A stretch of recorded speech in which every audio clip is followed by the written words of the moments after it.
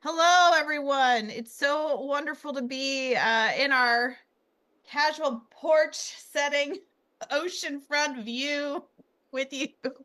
If you'd like to turn your video on, we are going to just have a chat and just spend time together.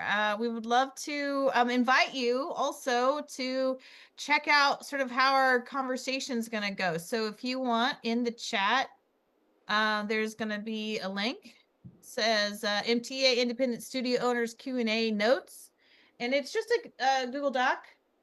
And leveraging the power of AI, I asked it to act as a moderator to develop a set of questions that could allow us all to just chat about what it's like to be independent studio owners. And we're going to just go down the list and see how it and what it does to help us know more about each other.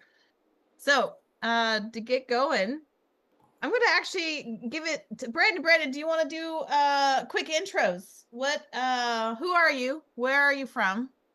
And maybe how long you've been connected to MTEA. I think that's helpful. And then what AI has asked us to ask each other. What inspired you to open your musical theater studio and what makes it unique?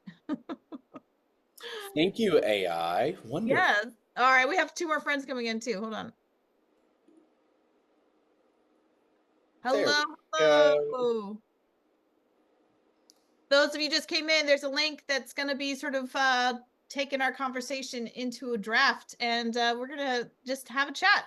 And I just asked Brandon to introduce himself and loved everybody to do the same. So name, pronouns if you wish, where you're calling from, calling in from, and how long you've known about MTEA, and what made you do this thing?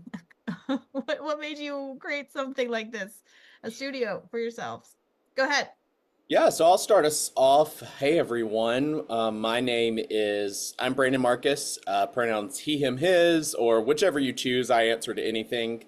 And I'm located on Mobile Bay, which is the very bottom of Alabama. If you could have seen the background I had up earlier, it maybe would have explained a little more of Alabama, but instead I'm giving you the beach because I'm right around the corner from it.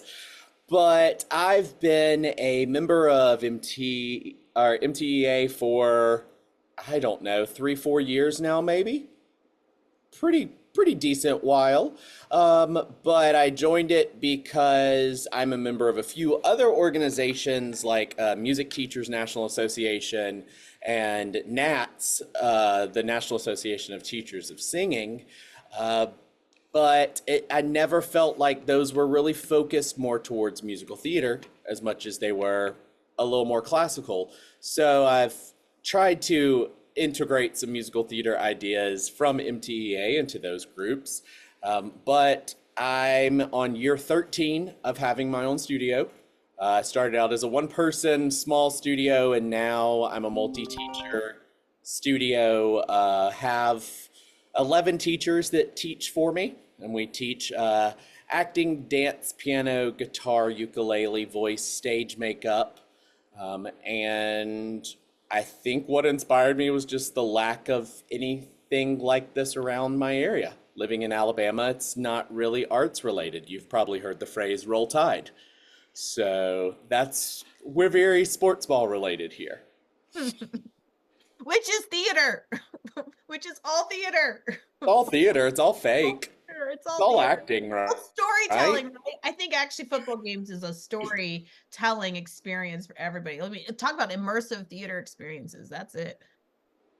Well, Brandon, glad to have you here to co-host this thing with me, and I will introduce myself and then popcorn it out to others who would like to share. So, Julia Cuppy, I'm coming from Oregon.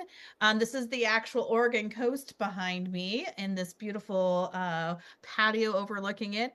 I'm not actually in the coast. I live in Southern Oregon near Ashland. A lot of people know Oregon Shakespeare Festival. That's just down the road from me. And I've been connected to MTEA for quite a long time, since about 2014. I graduated with my MFA musical theater from San Diego State University, and we all got connected to MTEA then when we hosted the conference. And what made you sort of open your musical theater studio?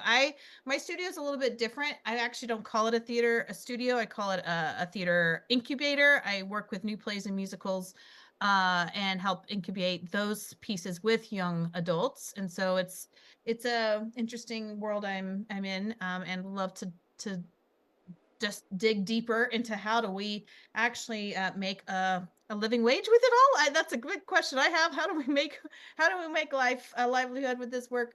That's a big one.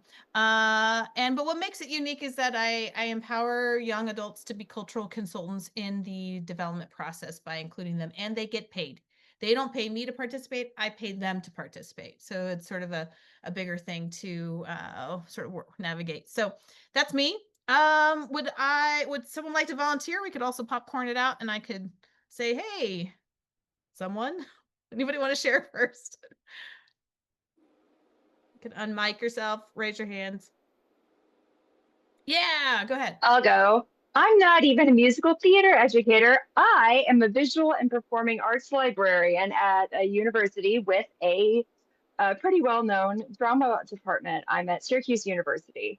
And so Welcome. they've got a pretty well-known musical theater program, and they have a lot of both uh, students who go off and form their own studios and whatnot. So I'm here to learn from you all how I can support them as they start their own small studios as students, and then as they go off to be alumni, what kind of resources they might need or want to access that I can have Wow. in my back pocket for them. Ah, that's an incredible resource. And well done, Syracuse, for putting someone like you in that. That is amazing. Amanda, where are you calling from? You said New York. You're in New York? Is that Yes, right? I am Yeah, in upstate central New York. Yeah, very good. where oddly enough, it is still in the mid 90s today. So it feels just like it used to back home in Missouri. It keeps following me. We're keeping it cool today on our patio vibes and our beach vibes going on. Anybody else want to introduce themselves? Yeah. Um, First and foremost, I'm sorry if you hear a screaming cat in the background. She's incredibly unhappy. Oh. But my name is Kayla. Pronouns are she, her. I'm located in North Carolina, around in the Triangle area. Um, I'm actually super new to MTEA. I actually do some freelance teaching in a studio that got me connected with you guys last year. So that's been really cool to see all the things pop up. And this is really the first thing that I've been able to do with you guys. So I'm excited to sit and learn. I actually started, I do have private studio that's totally online. I started it during COVID. I had moved to Chicago after being off tour for a while, and had been teaching off and on for a long time. And there was a remote need that needed to be met. A lot of people were looking for remote voice lessons at that time when everything was shut down. And I just kind of found this newfound love for teaching and grew my studio. And now I'm teaching full time and performing on the side whenever I can. But I still teach mostly online with everybody, and I'm still learning a lot about running a studio and what that means and all the things that you can do. So I'm super excited to hear from everybody and learn too today. Well, welcome. So North Carolina, right? Yes. Yeah. Have you been hit by floods and the weather? Because I saw it was pretty bad out there. I'm very close to it in Chapel Hill. Got a lot of flooding, but thankfully I have been safe. So Good. thank you. Yeah, of course. Who'd like to go next? In the chat are our prompt to intro and also a link to our questions that we're going to try to hit that AI developed for us to sort of spark up some conversation. May I introduce? Yes, please. Hi. Hi, everyone. My name is Zoe. I just finished my master program in Carthage in Wisconsin. I think I joined MTA through the introduction of my professor, but I didn't remember how long I was in MTEA. So I actually I'm an international student. Before I came to United States, I worked at a music theater training institution in China. So since the boss doesn't pay much attention to this business, so I'm mostly in charge of the running the institution. So, oh, sorry. No worries. I'm sorry, there's some weird things happen here. I don't know how to set my Zoom now. I just finding where to set there. Right now. Today was firstly, and I Oh no, it's okay. If you want to type it, we can also hear more from you. Okay. Welcome. I think it's finished. Oh, okay. Sorry, Good. I will keep going. So after I came to America, I worked at the teacher at the music theater education institution in Milwaukee. It's called First Stage, and yeah. I'm very interested in the interdisciplinary nature of music theater. And I think that gave the student lots of inspiration. So for the interdisciplinary character. So I'm very interested. I'm very interested in that. But my focus is music theater vocal pedagogy. Okay. Well, cool. We also have an MTA voice group, just to give that heads up too, if you might want to check that out at some point. Yeah, they're a great group. Cool. Next up, anybody like to volunteer? Oh yeah, go ahead. Hey, I'll go. Hi, everyone. I'm Megan. I'm kind of crashing your party because I'm not technically an independent studio owner. I'm the executive director of musical theater at 92nd Street Y in New York City. But I did found the department, so I feel like it's my own studio, except I don't get a paycheck that says it's my own studio. Yeah. But I also don't have to remortgage my house to open it. So it works out both ways. No risk there either. Woo! But we've got about 900 students, and what makes us pretty unique is that we have a full school of musical theater from 2 years old till 18, and then we also do a full series of theater for young audience performances for families, family audiences. So that's kind of where we're at. And then I've been a member for about 2 years, but a very silent stalker of the journals and all of the activities. And you're calling from New York? Is that what I heard? I'm from New York. Okay, Yep. cool. Well, welcome. So those of you who just came in the room, is a little prompt just for some intros, and also a link to a doc that sort of has some questions that we're going to explore here in a moment. And Kimberly looks like put in some intro information in the chat. Kimberly, would you like me to go ahead and share that out loud? I didn't know if you wanted to unmute and share it yourself. Sure. Great. I will. Okay. So this is Kimberly Larkin, everybody. It looks like her, located on Long Island, New York City, MTA for 2 years, has a private vocal studio for 20 plus years, and directs some super intensive musical theater that's running right now. Oh, wow. I get it. You think summer is the time to decompress, but y'all, I don't know about you, but it cranks up for me too. Today was first day and I'm driving home. We'll hop on, turn on camera when I get home. Excellent. Well, welcome, Kimberly. Glad to have you here. It looks like also we just brought in a new friend. So I'm going to go ahead and put our links in the chat. I think I have to keep on populating them or those new folks don't get to see them. So I'll just keep on doing that. Who'd like to introduce themselves next? I'll go. I am also crashing the party a little bit. I have a couple of private students, but I mostly teach at a university.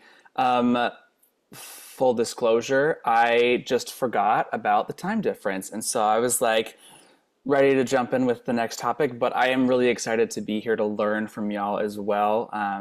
You never know where your career will take you. So I have been teaching at Tiffin University. Well, my name is Justin, he, him pronouns, calling in from Ohio, moving to Indiana at the end of the month because I got a job at Ball State University. I'll be starting in their musical theater program, kind of doing some collaborative piano work and co-teaching, music directing stuff, but also teaching commercial voice lessons for them as well, the School of Music.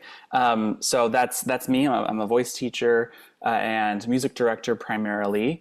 And yeah, like I mentioned, I have a very, very small handful, not enough to call it a full-fledged studio, but I realized my error and was like, you know what? I would love to learn from y'all anyway. So I'm excited to be here. Thanks for having me. Oh, and MTEA, I only joined like earlier this year. So not too long, but excited to be here. I love party crashers. This is great. This is awesome. All right, so it looks like we have a few folks more. If you want to unmute or put something in the chat, we'll share a few folks with you, your stuff too, if anybody wants to go.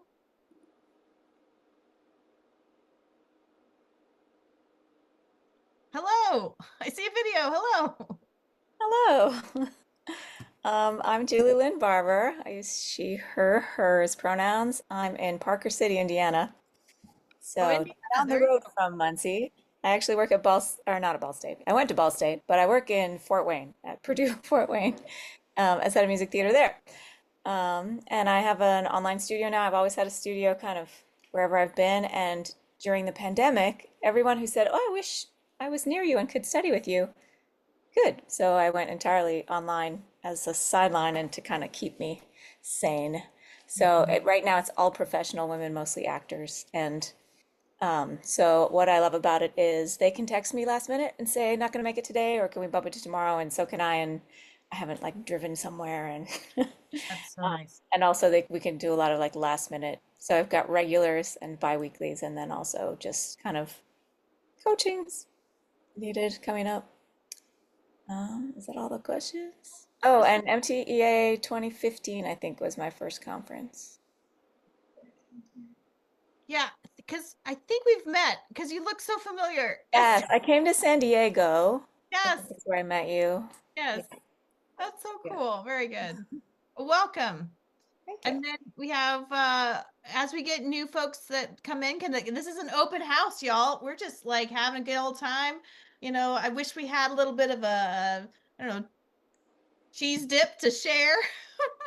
You know, we're just gonna enjoy the views. This is the Oregon coast. Brandon, that is the, well, we're calling it the Mobile coast, Alabama coast. It might be somewhere else, but we don't know. It's definitely somewhere else. It's not this pretty here. No, never. Oh, we have a new video. Hi, you want to share who you are? Hi. Yeah, sure. Yes. Hi, I'm Marita Stryker. I am zooming in from the Twin Cities in Minnesota. I am the director of musical theater at St. Olaf College and building a program there. But I also have a studio on the side with a virtual studio with students all over the place. So yeah, I am on the EC as the Great Lakes person right now for MTEA and soon to be VP of membership. So you'll probably be hearing a lot more from me. But yeah, I've been a member of MTEA for a while. I don't know. I wasn't super active until probably after the pandemic, but I had previously been a member and just kind of lurking on the sidelines. So happy to be here. Nice to meet y'all. Welcome, welcome. The pandemic was so hard for all the reasons, and there was a silver lining, and it made this like online way of being a little bit more manageable, a little bit more accessible. So I appreciate one of those reasons why we can even do this right now, right? So we just had a few more folks coming in and out. Feel free to leave if you want. But we're going to actually get into, and actually, I think we have a few folks that just joined us. If you want to put your name, your where you're calling from, and a little bit about your relationship with MTA and what inspired you to open up a studio, I'm going to put that in the chat. Feel free to do that. But we're going to get into the conversation a bit, just for sake of time, because we're going to be finishing up right in about, let's see, maybe 35-ish minutes. Maybe my math's wrong, 40 minutes. So we're gonna go, what do you think? Just hop right into programming, Brandon. What do you think? Questions wise? Or wait, let's do this one. if your studio had a tagline or theme song, what would it be and why? Can you put it in the chat? So let's think about it. And what would you put and just write it down? What am I going to do? For those of you who didn't realize, I used AI to put together a bunch of questions for us to do. So this is what AI has given us to look at. Oh, yes. Dun, dun, dun, dun, dun, dun, dun. Yes, that's a good one. Oh, gosh. Oh, I have to do this one. Sorry for the earworm, y'all. All in this together. Ah, yes. I think we all need to perform just a portion of each of these sounds. Because I want to see Brandon do that. So speaking of questions, I was just looking through all of our questions, and for those new people who are coming in, we've been dropping in a link to some question and answer notes that ChatGPT helped us develop. And as wonderful as I think, programming is, I'm not gonna lie, I kind of want to jump down to business and operations, if that's okay. Do it. Just because as a studio owner, it's like, I really want to know how people answer this question. So I'm curious, how does everybody approach pricing while staying both accessible and financially sustainable? We're just going to go right into it, Let's go deep. Come on. We only have 38 minutes left, and then I have to go sit through a 2-hour choir rehearsal where I'm playing piano. So please give me something. Yes. And this is water. I looked at how much time I had available to teach and how much I wanted to make per month to supplement my other income, and did some math. And I know some people look at other local rates and stuff. I didn't really do that since I'm virtual. I thought about what people charge in some of the bigger cities and decided I wasn't going to be that much.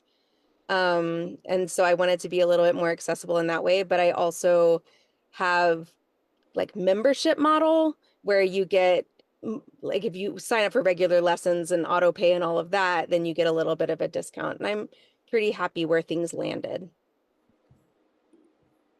I love that because it's also centering like your own personal like sort of value and not feeling that you have to burn the candle at both ends, so to speak, with that extra time, right? Sometimes, I don't know, resentment can build as you're trying to do side hustles, and it's like, well, wait a second, what am I willing to do for that time? That's cool. Cool approach. I like that a lot. That's great. Anybody else want to add in on that? I love, Amanda, do you mind if I read what you wrote? I think that's wonderful. Amanda wrote in the chat, local entrepreneurial incubators should be able to help with figuring out what type of price a local market is sustaining. Mm-hmm. Amanda, if you don't mind, could you I know locally here in Alabama, we definitely probably do not have a local entrepreneurial incubator. Most people here You can't even might be spell that. surprised. You might be surprised. You might have a launch pad.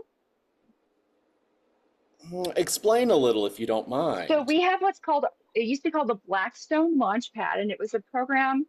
It's now just our launch pad, but it's an incubator for entrepreneurs. And they can come and get assistance, and it's anyone in our community can come in, but especially for patrons, staff, faculty, their families, their best friends, whatever. Anybody comes in, we're probably going to help them.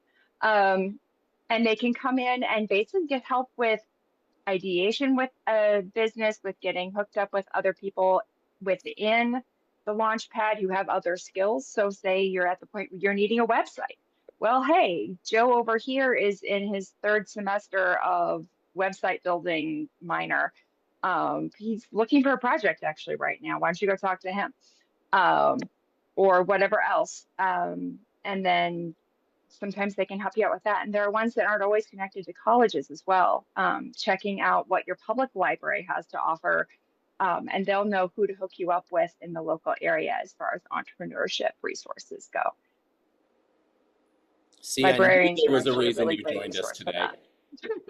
I knew you were here for a reason. There we go. I love that. That's awesome. Glad I could help. I earned my entry ticket.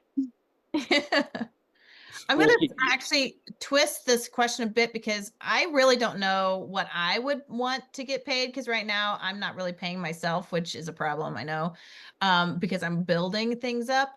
But I do know how much I pay others. I hire a lot of other people, and this came from other previous experiences when I was working down in San Diego. I'm putting it in the chat. It's the Teaching Artists pay rate calculator. And so there's the Teaching Artists Alliance. They are sort of a little defunct now. There's some things going on there, but there's a really great pay rate calculator that if you're considering how much you should be earning as a teaching artist with a nonprofit organization, or if you're interested in like just knowing how much to hire other people to do this work, you can actually go in to look at the pay rate calculator based on location and other information that they've like input into this like calculator. But to be fair, it hasn't been updated in a couple years, so you might want to like throw in a couple extra percentages for cost of living. But it's a nice place to start to see a wide range across the country.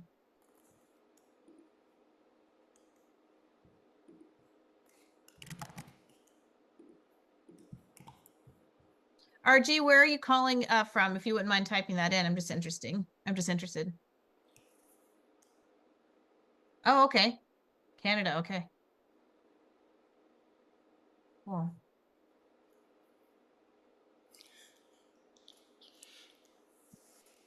You are our neighbor to the north, and don't worry, we're not going to try to make you part of us. No, thanks. Promise. You're safe. Oh. We won't get into that. It's okay. No, yeah. Let's don't. We're in a safe space, but it's not that safe. Oh. Thank you.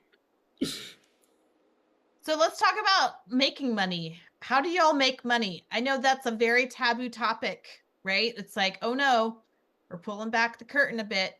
But I am curious, how many of you get grant funding? How many of you do the sort of hourly wage only? How do you supplement? How do you do fundraisers? Do you have students fundraise for you? Like, how do you make money? How do you operate? Anybody have thoughts there?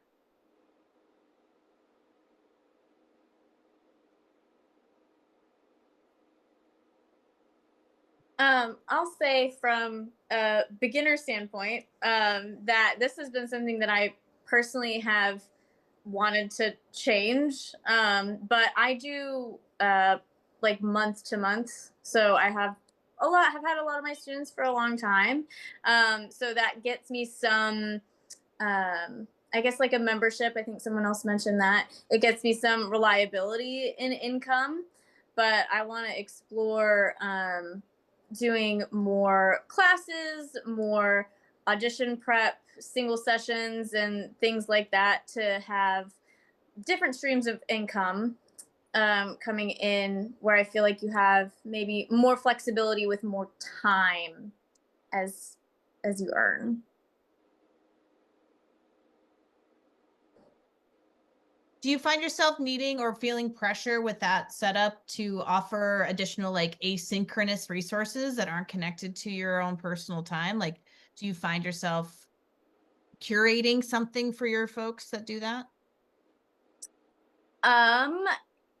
Can you give me a little more detail into your question? Because maybe, yes, but yeah. So if I heard what you just said correctly, like you find yourself also creating some sort of like membership models. Did I hear that right? Yes. So they pay per month for like the month of lessons. So is there like a package of other resources or links or one-on-one access? Like how do you find yourself packaging why someone to do a membership model versus something else? I do have like master classes or like studio classes every other month for those people. It's also like the guaranteed time. So like ad hoc lessons would be, you know, you sign up for a time that you can find on the calendar. If it's month to month, then you're guaranteed your time slot, even if they so if they're month to month and they're gonna go on vacation for like 3 weeks and we don't want to deal with makeups or whatever, then that still gives them keeps their time slot safe, so that whenever they come back, they don't have to pay for that month, and we can prepay for the next one. So that's also something that is to guarantee their time as well as mine. Oh, I like that. Thank you. Yeah. That makes me almost leads into another question for everyone. You said makeup lessons. And I know at least in the voice world, a lot of us are going to the model of, you don't make your lesson, sorry, you don't get it back. You're paying for our time. I'd be interested to hear how, others are navigating makeup lessons, especially in a world where everyone is overcommitted. Megan, could you I tell us? changed our maybe about a year ago. I decided we used to charge per lesson for everything, like dance classes, theater classes, voice, private lesson, group. If it was 14 weeks on a Tuesday, you paid a different price than if on Monday it was only 11 weeks. And I said, this is ridiculous. The semester costs whatever it costs. $9.95 is the semester, and that is what you are paying for, whether you're coming on a Monday or a Wednesday, whether it's 11 or 14. Now, if you want to sit and do the math, have a good time. You register for what day you want to register for. But you're paying for the semester, not for the amount of classes. And everybody said I was going to get major pushback and people were going to lose their minds. No makeup lessons anymore. If we're here, if you miss it, you miss it. You paid for the semester. You paid for us to be here for the semester. You paid for that teacher to be there and be active for the semester. And I have to say, people thought it was going to be a disaster. Everybody's been very understanding. We really maybe have had 2 parents who, they pitched a fit and we said, thank you very much for your feedback. This is the way it is. But it's been great. And it's been much easier than obviously your faculty still gets paid or you still get paid and you're not running around, changing your schedule. That's exactly what we dealt with. It's been one of those, we say, all right, we teach 46 weeks out of the year, and we divide that by 12 months. And so your monthly tuition is X amount. Every month, the parent knows what they pay. And we know that some months there are only 3 weeks we teach. Some months there are 5 weeks we teach. But it averages out, and parents seem to love it. Now, we do offer, if you miss for, a sickness or something, if we've got availability, we say, yes, if we can fit you in somewhere, we'll fit you in. But it is not a guaranteed, and parents seem to completely understand that, hey, you are paying to reserve our time. So we're talking lots about money, and I'm just I'm going to be the devil's advocate here, and that is, it takes money to make money. How did you just even get started? How did you all get started? Did you just sort of put the sweat equity into it all, and just how long did it take you to a point where you felt like, oh, okay, this is making ends meet, I can continue? Anybody want to share that? I mean, I know personally my first 5 years of owning a studio, I was also teaching elementary music in 5 different elementary schools.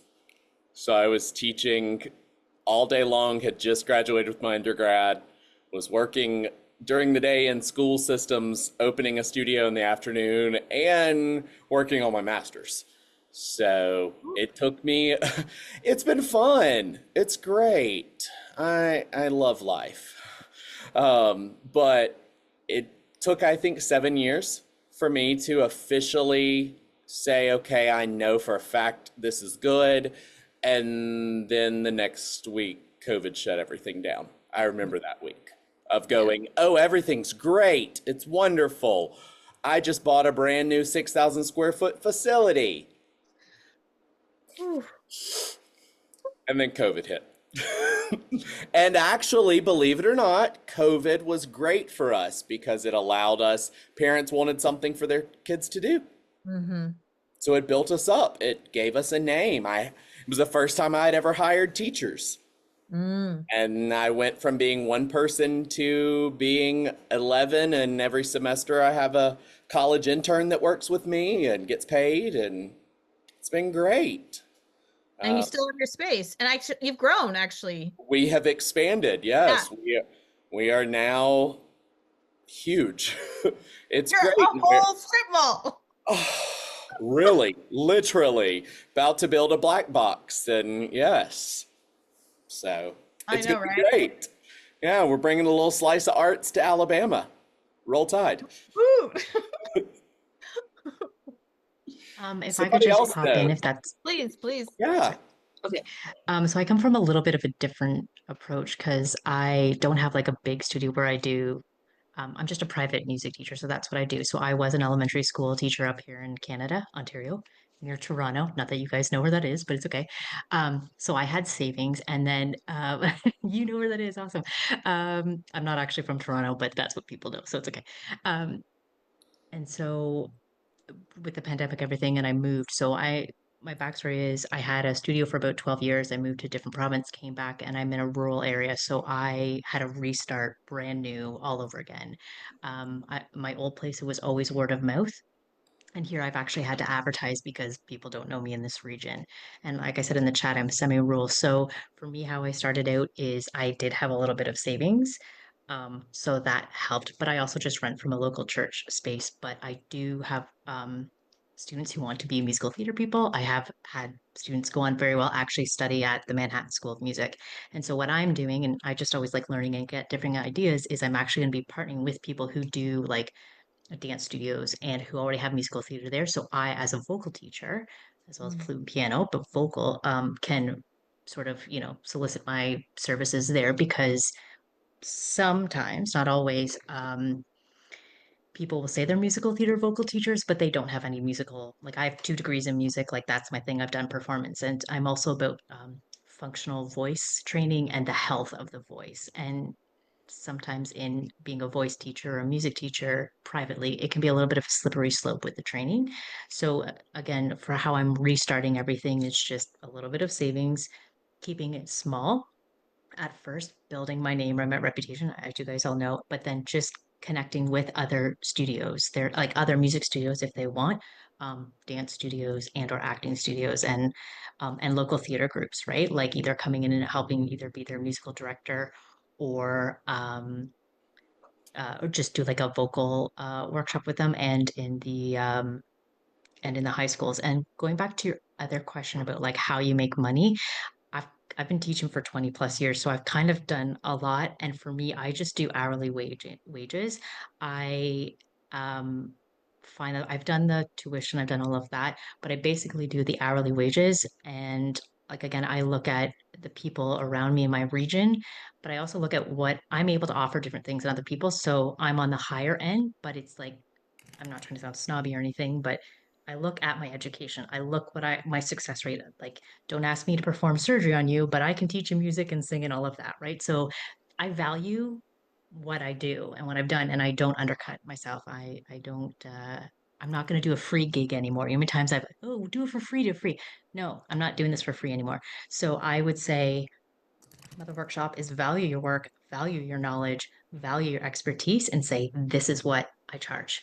And you can, and what I do sometimes is do like 5 or 10 lesson packs. So if people don't want to do weekly lessons for financial reasons or whatever, it's kind of like a pay as you go. And I found that helpful because at least then people have paid up front and then they're like, okay, I still have that. So that was something that I did hourly slash like the monthly, weekly lesson, and then the lesson packs. And that's been helpful in my area.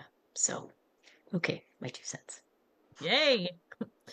We want more cents. More cents. Please feel free to add more. Someone once told me, know your value and add 10%. And that is what I try to live with is I know my value. I know the type of teacher and the work I've put in, just like it sounds like you have, RG. And then I add 10% on top of it and Because go, you have okay, overhead. Even you have overhead, right? You have oh, all the things that absolutely. go into, right? Taxes and subscriptions and blah, blah, blah, right? Yes. Sorry, my name is Rebecca, by the way. Sorry, I forgot to switch. Just respecting what I see, but hello, Rebecca.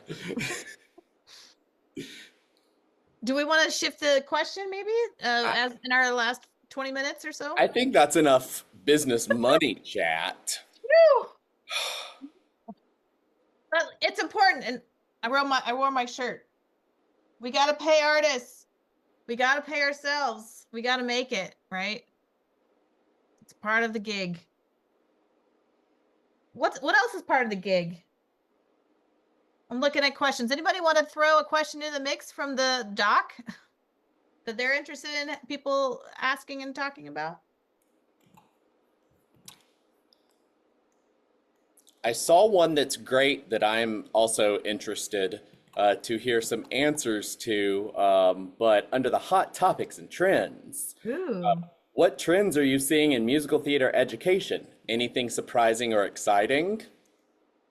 Did anyone watch the Jimmies this year? I didn't watch them, but I definitely was following along on social media with some of those short videos. To me, yes, Kimberly, please. Yeah, well, I had students in the Jimmies. In New York, it's like, yeah, New York, it's like huge, huge, huge. But yeah, I was gonna say a trend that I have seen develop like over this time that I've been teaching that's been interesting to deal with is, and I'm wondering like if it's just New York, but I know they're also online, is these college coaching companies have been popping up all over the place. And so it's frustrating because as a teacher, you've been developing this student and this talent for years. And then there's a lot of, in New York, Long Island, it's really bad. There's just so much pressure that's being put on these parents that if you don't do this, your kid's not going to get in.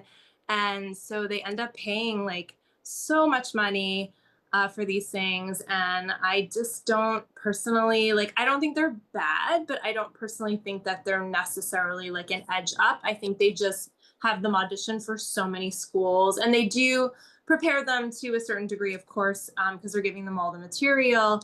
But I try so much to fight back with that and encourage my students to let me know what they need, you know, and I definitely have the resources to give them a dance coach, and I also do acting coaching. So like I can provide them that much cheaper. And sometimes I convince, but there's a lot of pressure being put on these parents. If you don't do this, your kid's not going to get into college. And I think there's such a breadth of options, right? That just going to that one big name school may not be right for that person, right? And so how do they know that, right? It's just difficult. Yes, Scott. Yeah. Scott says, Kimberly, it's everywhere. Yep. Yeah, I figured because it's online, like a lot of it's virtual, that it might be the case, but I just like have seen, I also work at a performing arts high school, so I really have seen this tremendous like trend jump in, I want to say like the last like 5-ish years, that almost every kid that I deal with, their parents immediately like, or I have to do this coaching, I have to do this, like otherwise my kid's not going to get into college. And I feel bad for the parents. I try to encourage them and give them examples of many of my students that have not used it and have had great success, and just try to have them see that it's not the end all be all necessarily, especially if they can't afford it. I think a lot of these parents are putting so much financial strain when the money could be spent better elsewhere, and also the college money they're going to spend after that. It seems like it would be better for them to save it for that. I've made sure to tell all of my, because even down here in Alabama, we're dealing with it. There's a very specific one that I have in mind that loves to reach out to my students. And I refer to them as the musical theater puppy mill, because quite honestly, it seems like they're giving out the same songs and monologues to all of the same students without knowing their types or their ranges or any of their background. And I just remind all of the parents and students that I work with, hey, I see you weekly. I've been working with you for X amount of years. Trust me, I know what I'm doing. The Let me get you relationship in is there. so important. Yeah. Yes, I know what you've gone through, so I can pick a song that will emotionally connect with you as opposed to singing Vanilla Ice Cream from She Loves Me, like every other girl that is a soprano. And I noticed too, we've just to call her out, one of my favorite college professors is lurking in the in the shadows. If I would love if Dr. Harrison could give us her thoughts on that too. She is professor of musical theater at the University of Alabama. And she's probably cussing me right now because I just called her out. But what are some other trends we're seeing in musical theater education? Well, I think something that was just all over the place was the raise your ya ya ya. I mean, that viral video, oh my gosh, y'all, that went everywhere. And great job for her to like get that out, Jody, to get that out there. But wow, that took off. That was a fun moment. I have I think quick fixes, and this is probably not new necessarily, but like even past the college prep programs, but the stuff that's like, join this course in 30 days, you're going to be the best singer you've ever been, or like just do this one thing and it'll fix all of your problems. And I find a lot of my students, it reminded me when you said about the yayas, is like they see a video or something like that, and then they're looking for that really quick, like, okay, well, this is going to be what I use every time. And I think maybe it is part social media, part just pressure of getting into musical theater programs, and all of that as it is, but that it's not necessarily that they don't want to work, but they find it frustrating and difficult if it's not immediate. And so I'm having to talk to a lot of my students about, like, it takes time and you're doing the work and you're feeling the things that you're supposed to feel, and getting to know your voice, and it's not always just going to be a quick fix for every single thing. So I think that's difficult as a teacher, trying to build my students up at the same time as they're looking for these quick fixes or things that are maybe easier that they can just take with them to get everything done in their voice and sound like all their TikTok people that they hear and that they like. And also talk about just the evolution of the person, right? Your voice is a reflection of who you are as a human. And so that's going to change and grow, and how beautiful that is. And not something that can be sort of overlooked, right? And that quick fix is just not the one size fits all approach that is needed. Wow, thank you for that. We're rounding into our last 10 minutes. We want to, does anybody want to do a little call out of any last questions? And as we look at last questions, I do see we've got some new people coming in here. To everyone who's jumping in, welcome to the Independent Studio Owner Chat. We're just finishing up, but feel free to join us. We'd love to have any insight anyone wants to give us. And I'm putting the links to our questions and sort of our intro, what we were doing earlier, if anybody wants to join in. And if no one has a question from that list they want to look over, I have a question for all of you that is not on the list. I'm curious, for those of us who've been chatting and everyone else, what would you like to get out of the MTEA Independent Studio Owners Collective? What would you like to see more of? What would you like for MTEA to be doing to support independent studio owners? You could put it in the chat. You could throw that out with your voice. Yeah, Kimberly. Yeah, I was just talking to a friend about this.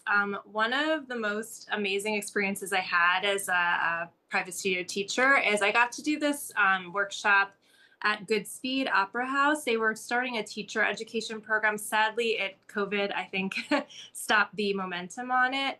But they did a class where they brought in a professor from University of Michigan. I'm like blanking on his name right now. And they brought in students from Hart, and they had us paired up with them, and we coached the student while they observed, and then they gave us feedback.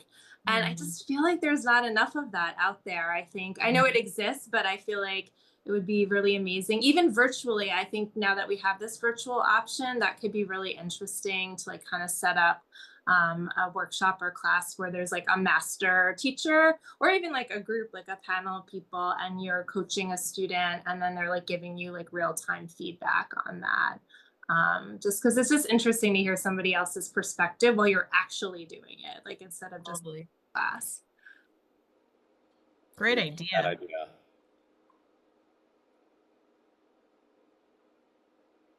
Anyone else? Master classes as well, yes. Well, I think it's hard because we want to observe everybody. So I don't know if we mentioned, but Brandon and I were in the Mentee mentor program. So Brandon was my mentor because I was starting out sort of my own company and really gleaned so much from Brandon in those conversations. And then at the same time, Brandon's like, you could be my mentor, but that's the whole point, right? That we're learning from each other. There's no like hierarchy in this work because really we all are experts in our own lived experiences and can bring that into any conversation, right? And maybe one of us has something more maybe about one particular topic, but that's the shared learning experience of being in a group together, especially association like this, right? So I just think more times to talk, like that's what I would love. It's just more time to talk, like to have even this opportunity to be on Zoom right now is such a gift. So thank you everybody for being here. We do have about 8 more minutes and we can chat a little bit more. I do want to just throw in one little thing though, for the group to know. We are trying to keep this group going and to expand it further. So there is a little Google Doc right here that's for independent studio owner group information. So if you could like fill out this Google form to help us like gather who's even here today, and then that way we can continue to bring you into the loop of information, as well as there's a Facebook group. If you aren't liked on that Facebook group, there's the MTEA Independent Studio Owners Facebook group there too.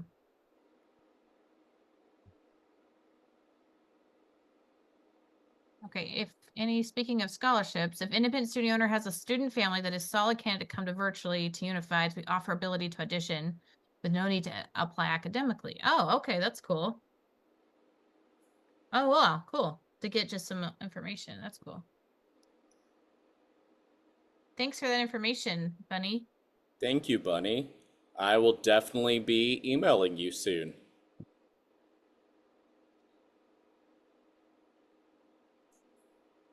Anything else that you think MTEA in our studio owner group could offer? Has anyone ever gone to a conference?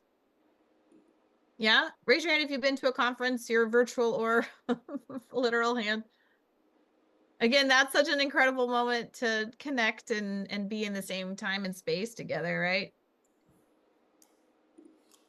And if we have enough of this group, we could actually curate some specific things that are relevant to our work. And yeah, I'd like to do some like just business classes. And actually, I'm curious with this group, how many of you create some sort of business entrepreneurial or learning about entrepreneurship for actors in the sense of like growing their own company to then be able to do this work? Because we live in a society where we should no longer be held captive to someone else giving us a job. We should be making our own jobs, right? So how do we do that academically too? Anybody? Megan, you raise your hand. Do you guys do a class? What do you do? Yeah, we work with one of the universities by us, and then we teach a class. Basically, it's a practicum for the kids who are graduating in what does it look like to take a musical theater degree. And if you don't, these kids, they come and they think they're going to step on Broadway tomorrow. And so what does it look like when you're not going to step on Broadway tomorrow? What's your second path that that maybe is the door that's open right now, and kind of very gently pushing them not to have a backup, but to have something else that also brings them joy while they're auditioning, whether that's teaching, whether, I mean, it can be administrative work. So it really is a kind of an open door. And a lot of them do go into forming like their own, I don't want to say companies, but kind of like educational programs that go into the New York City public school system. So we've had a lot of them who've gone into writing curriculums and making their own kind of mini businesses, which has been really, you know, interesting to see. Teaching artistry is a legitimate side hustle, that you're still within your world, you're still in your art form while making a living wage and auditioning, right? I feel like the biggest thing is like it's also okay if you fall in love with that and that's what you want to do forever. And that's a big thing for a lot of these kids of like, oh, you fell in love with it. Walk through the door that's open. It's okay. That's right. Love Yeah. that. Walk through the door that's open. I love that.